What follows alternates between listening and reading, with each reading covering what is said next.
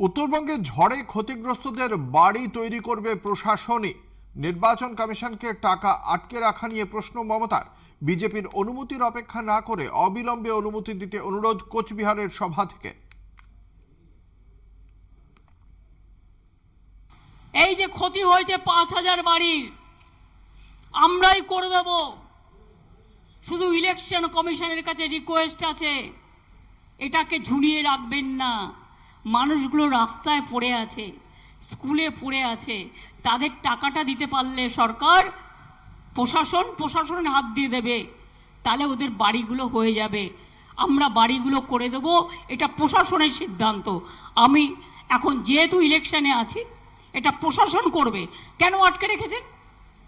কেন আটকে রেখেছেন?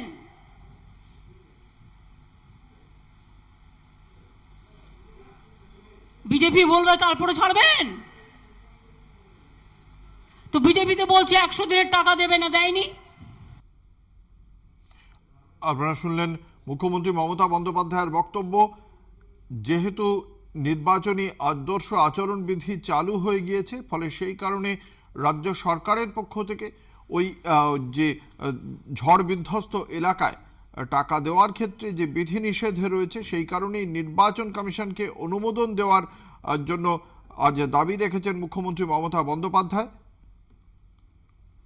মাথাভাঙার কোচবিহারের মাথাভাঙার গুমানিরহাট উচ্চ বিদ্যালয়ের মাঠে আজকে মুখ্যমন্ত্রীর সভা ছিল। সেই সভা থেকেই এই বক্তব্য রেখেছেন মুখ্যমন্ত্রী মমতা বন্দ্যোপাধ্যায়। তৃণমূল কংগ্রেস প্রার্থী জগদীশ চন্দ্র বর্মা বসুনিয়ার সমর্থনে এই সভা। দ্বিতীয় জনসভাটি রয়েছে জলপাইগুড়ির মাল আদর্শ বিদ্যা ভবনের মাঠে। সেখানে তিনি সভা করবেন প্রার্থী নির্মল চন্দ্র রায়ের সমর্থনে। কিন্তু কোচবিহারের আজকে খুব স্পষ্টভাবেই তিনি জানিয়েছেন যে এই এলাকায় নির্বাচন কমিশনের পক্ষ থেকে এক্ষুনি অনুমোদন দেওয়া উচিত, যাতে সাধারণ মানুষের পাশে দাঁড়াতে পারে রাজ্য সরকার।